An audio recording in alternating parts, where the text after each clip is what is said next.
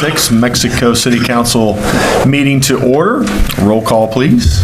Haig. Yes. Miller. Yes. Ray. Yes. Weber. Yes. Briggs. Abstain. No, you Excuse me. Sorry. Yes. We have a presentation first from Williams Keepers, Mr. Slagle. Yes, Your Honor. This evening, we have the audit team here to present to you our annual comprehensive financial report. If you'd like to do a little light reading here, you have it in front of you. You also have the auditor's communication letter, and the audit team from Williams Keepers is here, and we will turn the presentation over to them unless, Vicki, you have any comments ahead of it. Okay, all right. It's all yours. All right, thank you, Bruce. Can everyone hear me okay? What? I feel like the mic is a little further away than normal, but... Okay. How about now? Yeah, I can hear that too. Thanks, Patrick. All right, well, good evening, everyone. I'm Amanda Schultz. I'm an audit partner at Williams Keepers. And joining me this evening is Kristen Brown. She's an audit manager, and she oversaw the city's audit again this year.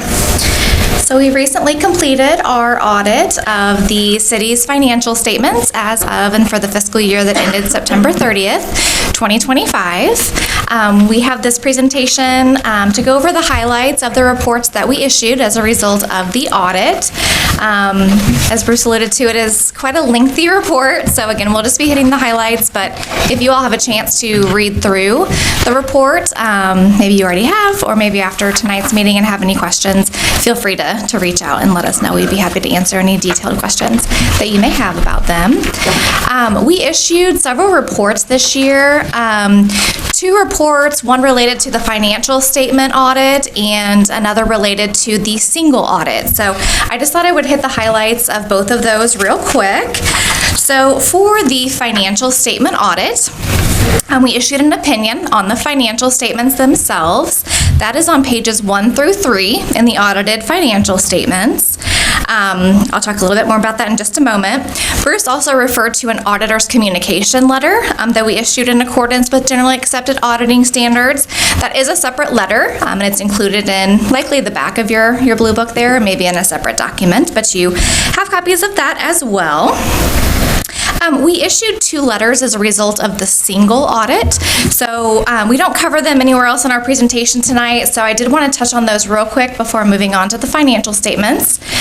We issued 2 reports as a result of the single audit. So the city incurred federal expenditures exceeding $1 million in federal funding during fiscal year 2025. That was an increased threshold. It was previously $750,000, but for this year and for years going forward, it's $1 million. So you all were required to have that single audit performed. And we issued a report on internal control over financial reporting and on compliance and other matters based on an audit of financial statements. That is referred to as a Yellow Book report. That's on pages 68 and 69. And it did not have any findings, and no instances of non-compliance were reported. The other report is issued related to the Uniform Guidance Standards, really what governs the expenditure of federal funds. So there's a report on compliance for each major program and a report on internal control over compliance as required by that Uniform Guidance. That's on pages 70 through 72. And we issued a clean opinion and did not have any instances of non-compliance noted in that report. So everything is clean, looked good coming out of the single audit.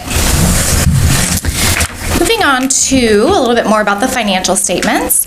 So the city prepared an annual comprehensive financial report again this year. That is a sign of excellence in financial reporting because it goes above and beyond the basic financial reporting requirements required for a governmental entity such as the city. So in addition to the financial section, which really is the focus of our audit, there's also an introductory and statistical section. The report is submitted to the GFOA for their review at the conclusion of each fiscal year ends audit. Based on last year's fiscal year 2024's year-end audit, the GFOA did issue you all a certificate of achievement for excellence in financial reporting for the 36th consecutive year. So I always like to highlight that, and we do expect that the report for fiscal year 2025 will receive that award as well here in the coming weeks or months. All right, so the financial section of the annual comprehensive financial report, I just mentioned that is the focus of our financial statement audit. So there's a couple different sections included within that, or subsections. So the first is the independent auditor's report on pages 1 through 3. That's our opinion letter. There's probably more information about it on the following slides, but the highlight from that is that we issued an unmodified or a clean opinion on the financial statements, meaning that the city's financial statements can be relied upon by any of its users. It's the best opinion you can get, and it means that everything has been fairly stated and presented in accordance with generally accepted accounting principles, or GAAP. There is also a management's discussion and analysis on pages 4 through 17. That is written by Vicki, written by members of city management each year, and covers a high-level overview of the financial statements, kind of what went on during the year, the big highlights, as well as what's on the horizon. So that is a really good overview or recap from the city's management's perspective about the financial statements and where the city is at from a financial perspective. I'm going to turn it over to Kristen in just a moment to cover those government-wide financial statements, the fund financial statements, and the notes. But I also wanted to remind you all that the financial statements include required supplementary information on pages 48 through 56 and other supplementary information on pages 57 through 67. So with the required supplementary information and other information, we don't provide an opinion on that. It is included in the audited financial statements, but we don't do enough work on those documents to provide an opinion. On the supplementary information, we do give an in relation to opinion on the financial statements. So we do take a closer look at that information, such as the budgetary comparison schedules and some of the combining schedules for the funds. But those are all information that's consistent throughout the audit report. Even though we don't give an opinion on it, we do take a look at any potential inconsistencies or issues with it, and we didn't note any this year. So everything that needs to be presented is presented, and the report is overall reasonably accurate and complete. Okay, I'll turn it over to Kristen to get into a little more of the details with the financial statements. Okay. Amanda covered both the independent auditor's report and the management's discussion and analysis. So I'll cover the actual financial statements. So the first financial statements presented are the government-wide financial statements. This shows information for the city as a whole. So it includes both the governmental activities and the business type activities, and uses the full accrual basis of accounting. On page 18 is the statement of net position, otherwise known as the balance sheet. We have a little snip here of comparative information, but a lot more details related to this comparative information and changes from one year to the next can be found in that management's discussion and analysis.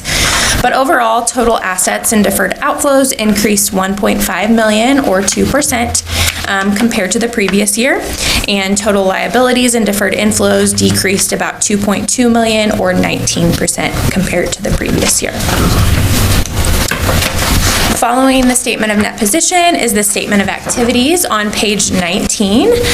This notes total revenue increased 1.1 million or 6% compared to the previous year, and total expenses increased 2 million or 14% from the previous year. Following the government-wide financial statements are the governmental fund financial statements, and these financial statements are presented on the modified accrual basis of accounting.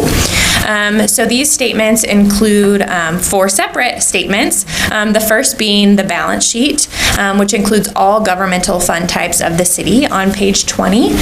So the total fund balance for these governmental funds was 15.5 million as of the end of the fiscal year 2025. Following the balance sheet is a separate statement that reconciles that balance sheet to the entity-wide statement of net position that I just covered.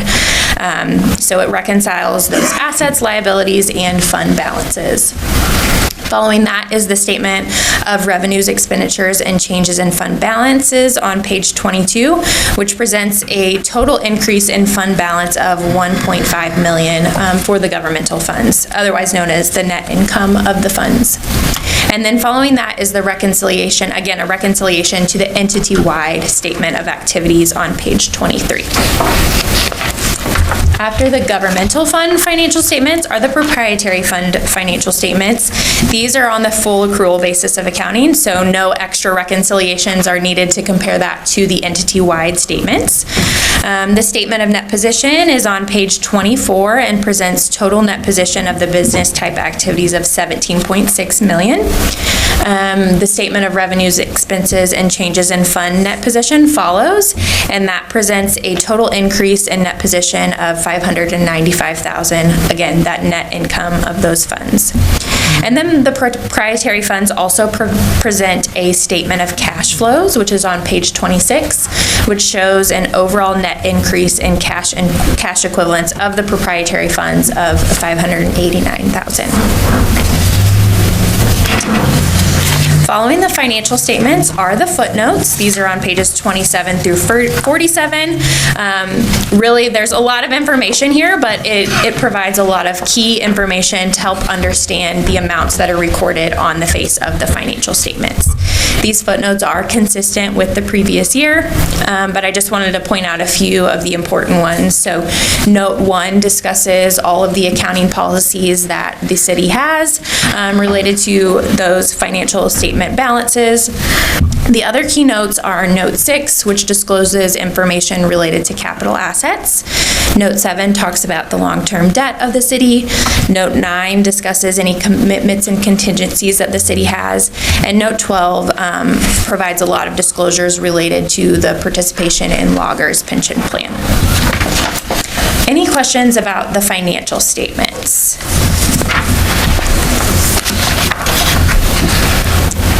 Is that all?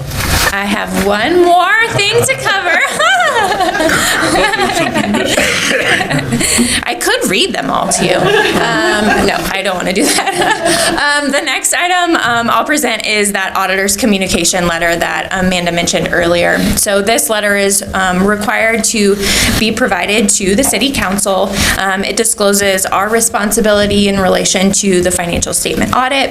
It discusses the plan, scope, and timing of the audit, as well as our compliance with all ethical requirements regarding our independence related to the city. It also discloses any significant risks that we identified in preparing for the audit. And the next section talks about various qualitative aspects of the significant accounting practices of the city. So there were 2 accounting standards that were required and were implemented this year.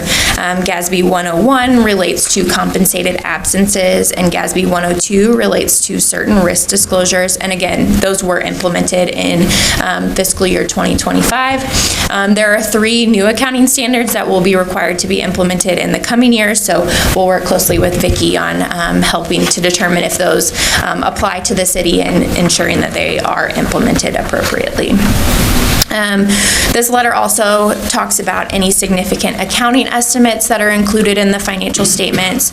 So for the city, that would be the allowance for uncollectible receivable balances, the useful lives of capital assets, the post-closure liability related to the landfill, and estimates related to participation in the loggers pension plan. All financial statement disclosures are included in the financials, and they are neutral, consistent, and clear.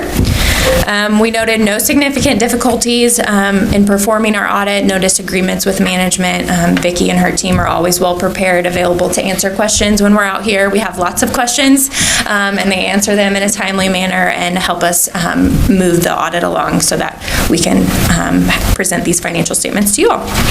Lastly, it talks about if there are any corrected or uncorrected misstatements as part of our audit procedures, and there were no material corrections to communicate to the city council. And then the last portion talks about internal control. So although our audit is not for the purpose of providing an opinion on internal control, we do review the city's internal control as a result of our planning procedures and help us design audit procedures. And we did not identify any deficiencies in internal control that needed to be communicated to the city council. Okay, now I'm done. But we do appreciate the opportunity to be of service, and again, happy to answer any questions now or later if you have them. Anybody has any questions? It'll come. Thanks a lot. Appreciate it. Very much. All right. Need the approval of minutes. Move we approve minutes of January 26th regular session. Second. Haig, Yes. Miller, Yes. Ray, Abstain. Weber, Yes. Briggs, Abstain. Ordinances. Bill number 2026-03, an ordinance accepting stormwater maintenance agreement from United Credit Union. Mr. Slagle. Yes, Your Honor, as a community that is regulated to protect and promote water quality by the Department of Natural Resources as it relates to stormwater runoff, there are certain requirements that we have to do, and this is one of them. And to cover the details of what we're looking at here is Drew Williford. Good evening, council. As Bruce mentioned, this particular ordinance is to be compliant with our MS4 permit. That permit requires that we maintain a post-construction means of enforcement on a site where it has stormwater countermeasures. The site in question is 2401 Lakeview Road, which is also known as the United Credit Union Building. We typically are calling it the administrative building, as they also have a stormwater maintenance agreement on their East Liberty location. They have met all the criteria to move forward with this. We request council go ahead and accept this by reading of an ordinance so that it may be recorded and run with the land. If we ever do have any issues, this grants us permission to take action on those issues. We don't expect anything, but that is a standard procedure for meeting our DNR permit. If you have any questions, I'll be happy to answer them.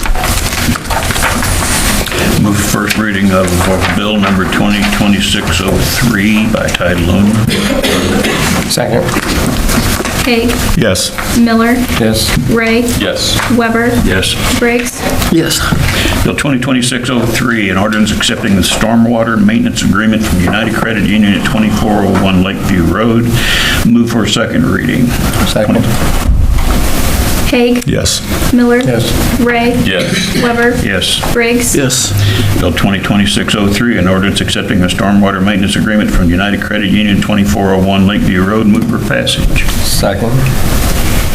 Haig, Yes. Miller, Ray, Yes. Weber, Yes. Briggs, Yes. On to resolutions. Bill number 2026-04, resolution authorizing city manager to execute an agreement with various organizations for funding from Mexico tourism tax. Mr. Slagle. Yes, Your Honor, the commission has met and has made some recommendations for you this evening. And I'll have Vicki cover the recommendations, but then I'll have some additional comments as far as staff recommendation.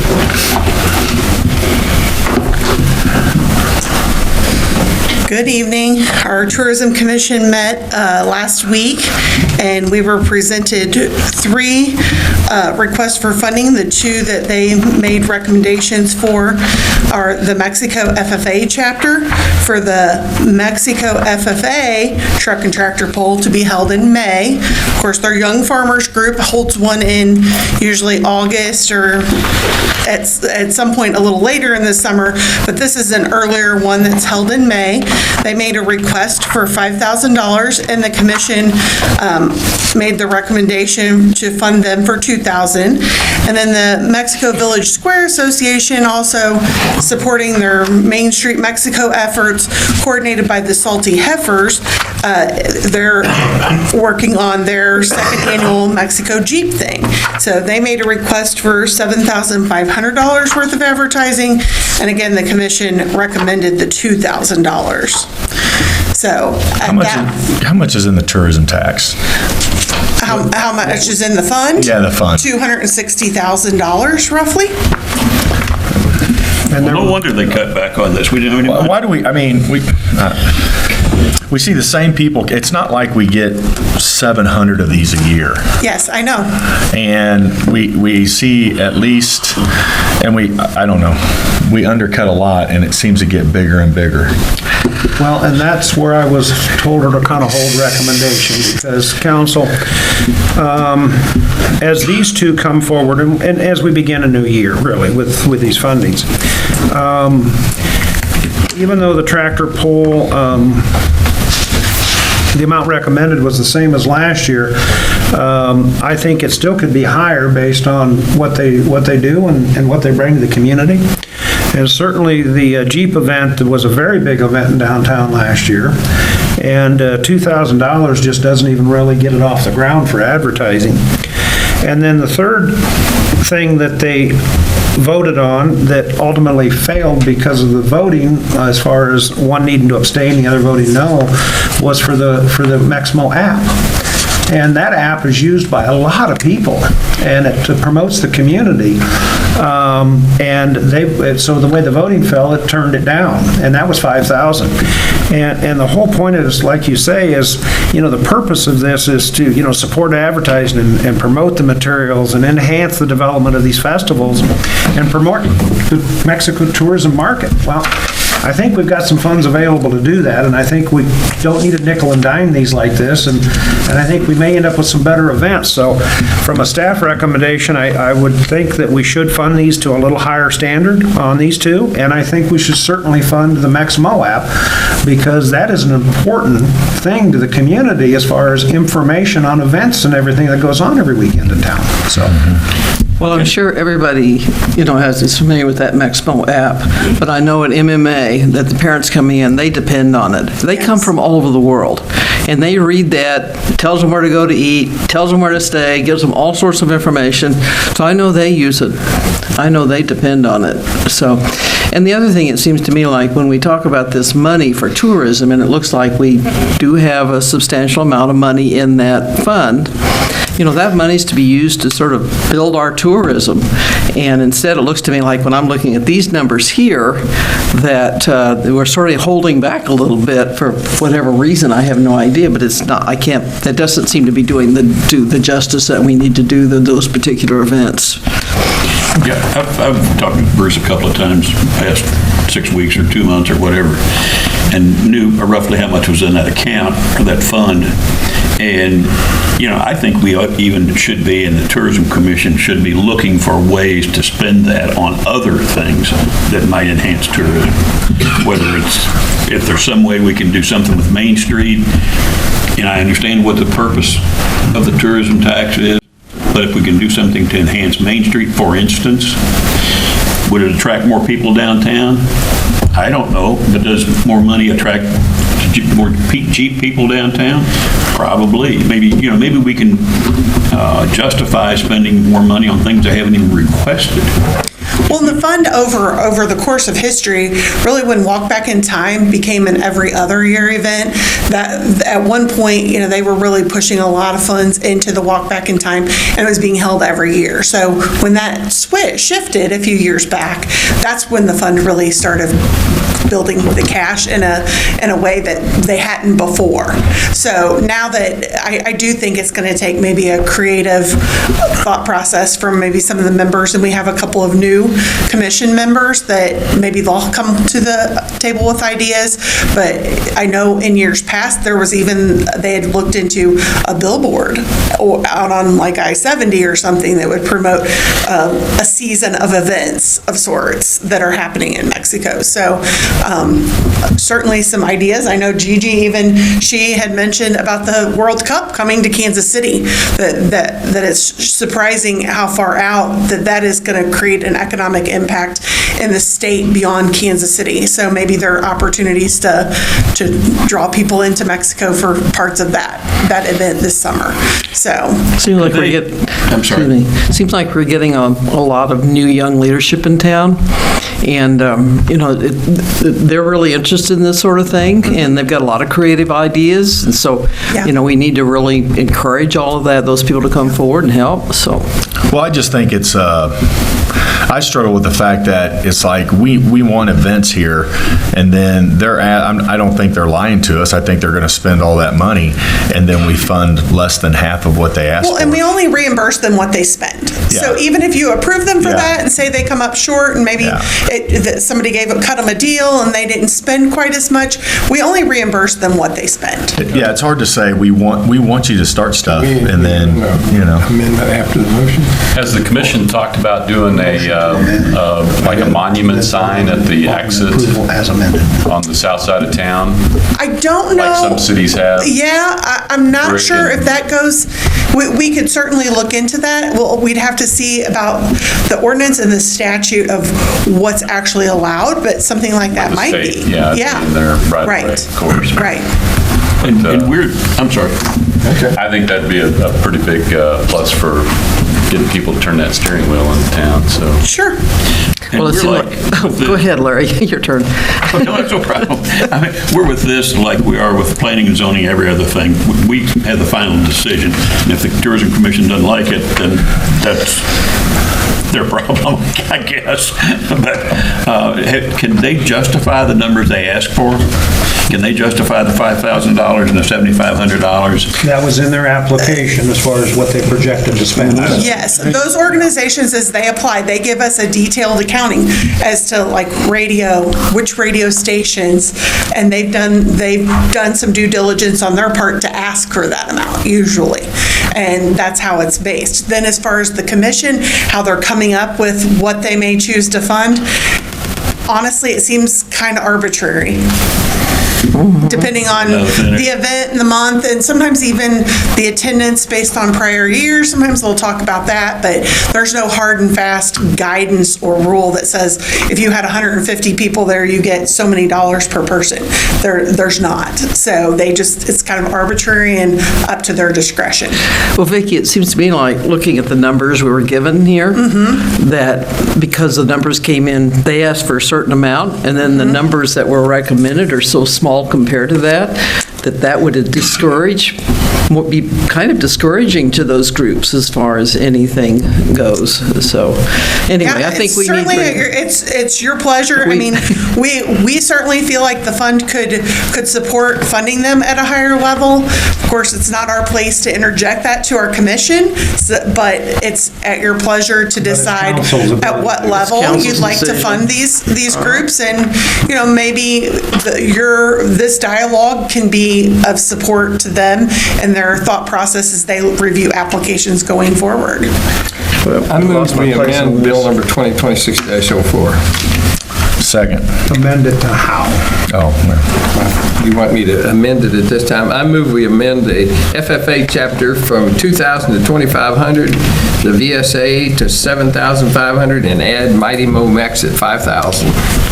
so you want FFA just to have 500 more, or you want them to have their 5,000? I said 500 more. They only got 2,000 last year. Oh, He wants So we're raising okay. 5,000. Oh, I thought we fully funded them last year. Okay. What was the Jeep thing again? 7,500. And Mighty Mo has been 5,000 forever. Yep. Is that enough?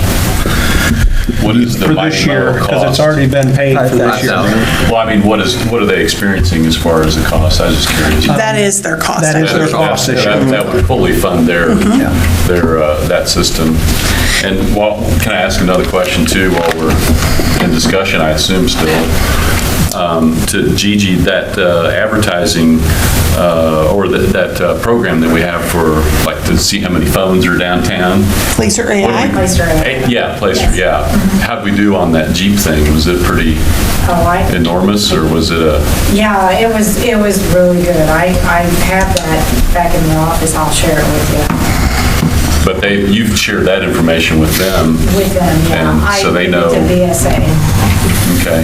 I mean, I attended, I thought it was pretty big, but, That was a Think new, FFA's enough? that was a new event, wasn't it? The Jeep thing? Was that- Enough for FFA? So just as a point of reference, the Young Farmers Tractor Pull is funded at 5,000. Last year? The Young Farmers Tractor Pull has Okay. been funded for a number of years Yeah. at 5,000. This is their Yeah. second year for this event, so yes, that's what we funded them last year was the 2,000. We'll raise it to 3. That's what I had in my notes, was make it 3. Well, I think it's what Vicky says is that they're only going to pay what they use. Correct. So they might come back and only use 2,300, if another Or 1,000. management if you don't spend all that you got. That's right. Well, So, You can I extra get that. one extra. Yeah. Some people are frugal. Well, it keeps you from asking. Whatever. My motion now is 3, 7, 5, and 5. Somebody wants to change it? Yeah, was that Jump on seconded? top of me. Was that seconded? Was the motion seconded? Haig seconded. Okay, say it, No, I seconded it before he amended it. But then he amended the numbers. Right. So we need a second on his number amendment. Right.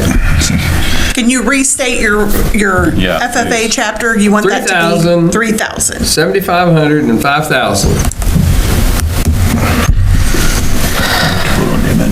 Vote on the amendment Second. first. You can second Yes, a it. second. I'll second it. Second. I'll second. Whatever, whoever, choose one of us. Take your pick. Patrick, did you second that? Dave, we have to vote on both amendments, or can we just vote on the second one? Chris, why don't you withdraw your original motion, okay? And then offer the amendment? He didn't know what the original was, he would. The original one was at 2,500. So The just- original So amendment. just say you withdraw your first So you motion. want to withdraw your first amendment and then offer the new amendment? Okay, I offer a new amendment on Bill number 2026-04 to change the amount of funding from Mexico FFA chapter from 2,000 to 3,000, to change the VSA Salty Heifer Jeep project from 2,000 to 7,500, and to add the Mighty Mo Mex for $5,000. Is that okay? Second. Haig, Yes. Miller, Yes. Ray, Yes. Weber, Yes. Briggs. Yes. Now we need to vote Now we on need the to vote on the resolution as amended. I move to read Bill number 2026-04. Second. Haig, Yes. Miller, Yes. Ray, Yes. Weber, Yes. Briggs. Yes. Bill number 2026-04, resolution authorizing the city manager to execute an agreement with various organizations for recommended funding from the Mexico tourism tax. I move for passage of Bill 2026-04. Second. As amended. Amended. As amended, yeah. Second. Haig, Yes. Miller, Ray, Yes. Weber, Yes. Briggs. Yes. Bill number 2026-05, a resolution authorizing city manager to execute a professional service contract with SWT Design. Mr. Slagle. Yes, Your Honor, we do have the comprehensive plan and, for the parks, and there's some additional work for it, and to cover what we're asking for, Chad Unruh. Good evening, Mayor and Council. Last year, whenever we did, when SWT got awarded, as far as the master plan goes, it was a three-phase approach, and so at the last council meeting, we approved phase number 1 and adopted the master plan. Well, phase 2 is kind of using the same surveys, the feedback that we received from the initial phase, and one of the things that came back was trails and connectivity. So phase 2 would focus on where can we add additional trails at, and how we can connect the parks through different routes, whether that's through sidewalks and just a connectivity. So that's what phase 2 will focus on, is connectivity and trails of the Parks and Rec system, so. And this was a budgeted item. We did it this way for funding wise, so phase 2 was funded this year, and so whenever the engineers were awarded in the RFQ last year, this was part of the plan, so the rate stays the same with what we got charged from last year's rate, so. Chad, I apologize, I wasn't here at the last meeting.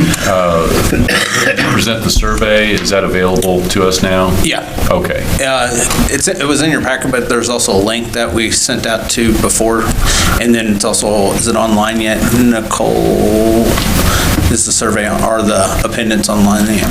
I don't think so. But it's in the packet that you sent email, over? yeah, there's a link Okay. in there. Yep. All right, thank you for that. It'll be in the appendix section. There, you got two attachments. One was the master plan itself, and then there's an appendix on the other one, so. With that survey? Yes, with the survey results. Okay, thank you. Move for reading by title only, Bill 2026-05. Second. Haig, Yes. Miller, Yes. Ray, Yes. Weber, Yes. Briggs, Yes. Bill 2026-05, a resolution authorizing the city manager to execute a professional service contract with SWG Design for Phase 2 of the Parks and Recreation Master Plan / Parks Connectivity Plan. Move for passage of 2026-05. Haig, Yes. Miller, Yes. Ray, Yes. Weber, Yes. Briggs, Yes. Other business, staff report, purchase of replacement playground equipment at RS Green Park. Mr. Slagle. Yes, this is a capital outlay for RS Green Park for a new playground, and to cover the recommendation for what the new equipment will look like. Once again, Chad Unger. So one of the things we're trying to do is improve some of the playgrounds, and so with a capital outlay project, RS Green was from our, the way we inspect playgrounds was the least favorable playground that we had as far as inspection wise. So we put that in the plan to improve the playground. And so did this a little bit different. We had sent out this RFP to 16 vendors. We had 7 vendors who submitted 22 designs. We had the park board and a couple of staff members be evaluators. So in your sheet, you'll see that there was 7 evaluators. There was 22 designs submitted. There's an Excel sheet behind the playgrounds that break down the how each evaluator evaluated the designs. So we are recommending the installation and the replacement playground for RS Green from American Playground and Recreation for $59,861. As if you look at your spreadsheet, that was the number one overwhelming is Design 2 that's in your playground. So it was a unique process the way that we did it, letting the park board and a couple staff members, I was not one of those, I was the one who facilitated it. So that was the design that was selected, and you'll see the point system in your packet. You know, it used to have those high metal slides that would get really hot. That's what made us tough. And then they landed in a pile of Down there gravel. and you burnt your leg. Now, yeah, well, I don't think these slides are high enough for Councilman Briggs. I think they need to be a little higher, so. Not wide enough for me. Exactly right. So that's behind the schoolhouse? Yes. On the property there. Are we going to raise the level up a little bit on the mulch? Yeah, so we'll put it, whenever they install it, yes, we'll have to put it to grade as far as theirs, whenever they sign off on it. It will be kitty cushion. I was worried about Doesn't that would kind of collect a little bit of water because it's kind of Yes. in there? Okay. That's right. I move for the purchase of the playground equipment for RS Green Park from American Playground and Recreation out of South Dakota for $59,861. Second. Haig, Yes. Miller, Yes. Ray, Yes. Weber, Yes. Briggs, Yes. Pay the bills. No, we got one more. No, we got one more. Oh, we do? Wastewater collection system. Oh, my fault. There you go. Okay, that's why I clicked it off. Staff report authorizing an extension to the wastewater collection system along Horde Street in support of Aldrine Medical Center demolition. Well, at least it's not a pump. Mr. Slagle.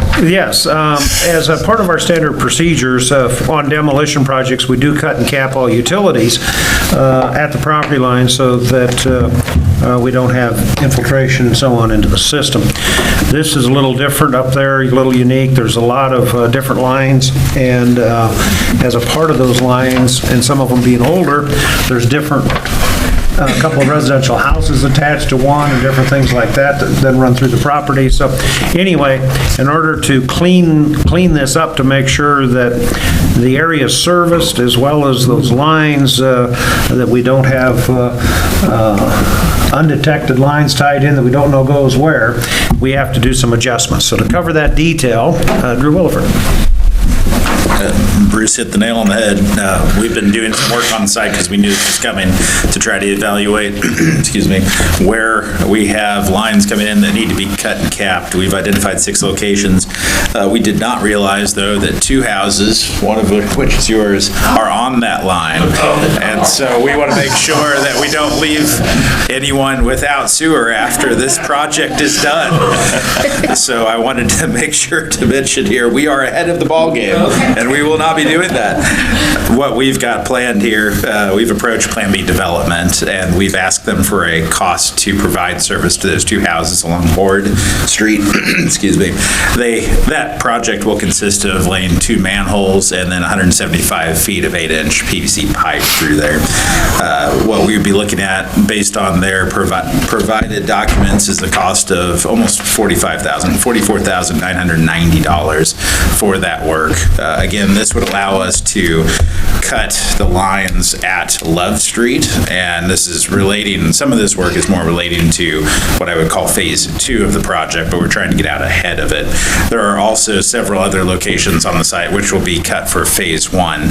It's important to note this is only for the main extension, so we will be seeing costs coming in for each cut and cap location for the other locations that are not included here. So this again is just for the main extension that I mentioned. The 25-26 budget does have, we originally started with $125,000 for collection system improvements.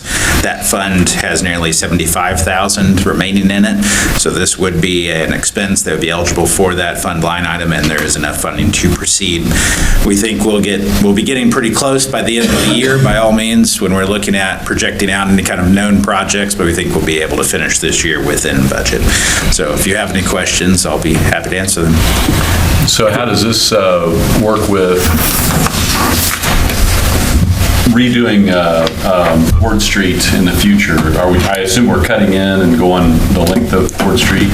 We're keeping it on the far east side of Horde Street, so East edge. Yeah, we'll tie into the main on Love. That main is on the north side of Love, and then we'll run on the eastern edge of Horde going south, and for approximately 175 feet, and that's how we'll kind of keep it out of the most of the reconstruction in the future. It's important to note too, this is not going to adversely affect the hospital coming in. They will want a new line whenever they come in. They're not going to want to tie to something old, and they're also going to be at a little bit of a different location likely, so hopefully that when compared to where the main complex is what I mean by that. So interesting. It should not conflict with any planned projects in summary. Good. Council's pleasure.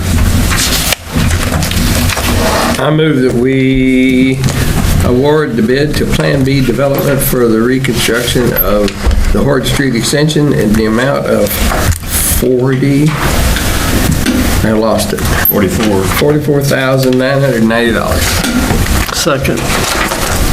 Haig? Yes. Miller? Yes. Ray? Yes. Weber? Yes. Briggs? Yes. So the homeowners don't have to pay half of that, do they? Just one. Just one. Just one. All right, now we're to the claims. Move we pay the claims. Second. Haig? Yes. Miller? Ray? Yes. Weber? Yes. Briggs? Yes. All right, council comments. We'll start with Mr. Ray. My lawyers advised me not to make any comments. Okay, there you go.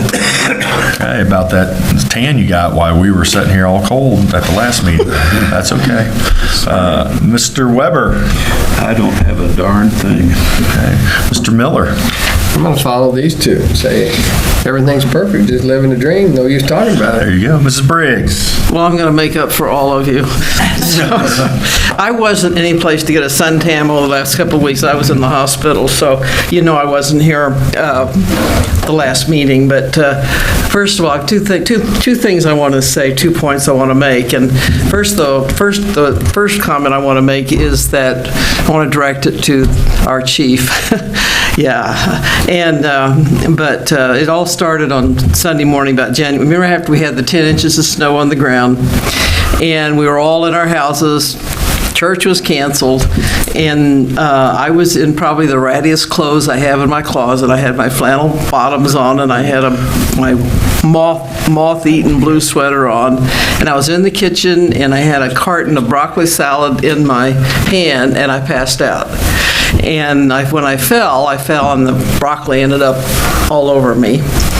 So I couldn't get up, and so we called 911. My convinced Mike call 911. So here come our two young public safety officers, and I was really glad to see them. They came before the ambulance got there, and it just reminded me when I was looking at them that how professional they looked, how kind they were, and how helpful they were, and how reassuring it was to have them there. So I hope none of this happens to you, but in any case, I'm sure they noticed all the broccoli on me, but tell them I'm laughing too. They didn't laugh. In any case, I went to the hospital, and it got worse. And so I ended up in the hospital 3 days, and I had a complication with the medication I'm taking, and I really got sick. And I was at Boone Hospital. Oh, by the way, I want to go back to the public safety thing because it reminded me, it just made me think how much we owe our public safety department a new public safety center, and I hope we do that soon, and don't wait, don't just do it as soon as we can. I think there's one choice. I think you know what I think about that, so I'm hoping we get that done soon, and we certainly owe them that. And then when we got to the hospital, then I got to taste, we got Boone Hospital wanting to come here, so I got a really great taste of what their product is like. I can't say that it was, the way I would have liked it, but Boone Hospital is terrific. And they kind of really kept me in there. Could have been really bad. And in that time, Brady Dubois, is that how you say his name? It's a French name. And came down to visit me twice, and we had a good visit. I was really glad to see him, but I just want to remind the council, he reiterated that the Boone really, and by the way, he really reiterated that the Boone Hospital really wants to have public safety next to them, and he named a lot of reasons, which I can't remember. I was a little bit out of it, but in any case, I'm hoping that, and I feel more confident after him coming to visit me, that we are going to get Boone here. And by the way, after my experience, getting Boone here will just be a terrific blessing for this community. There's no question about it. So, all of that being said, that is what I have to say tonight. And by the way, if you want to ask me why I ended up there, privately, I'll tell you. But I'll just tell you that much.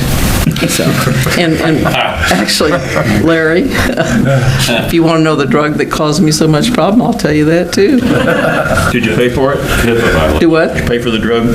I've taken it for 20 years. That's all I care about, just people paying.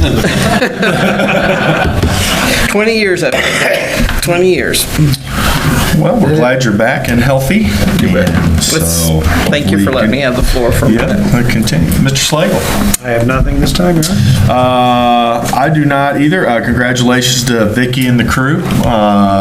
And we keep getting these boring reports about our financials, and so, but as I tell people, it's a finely tuned machine, and I feel confident in what we see and what we do is done correctly, and it's proven every year by the report, so we do appreciate that, and with all the other departments as well. So, public comments. Anybody wants to come up, make a statement, you have 3 minutes. State your name and your address. Not seeing anybody. Executive session. I move we adjourn into executive session pursuant to the revised statutes of Missouri 610-021, litigation and legal advice. Second? Haig? Yes. Miller? Yes? Ray? Yes. Weber? Yes. Briggs? Yes.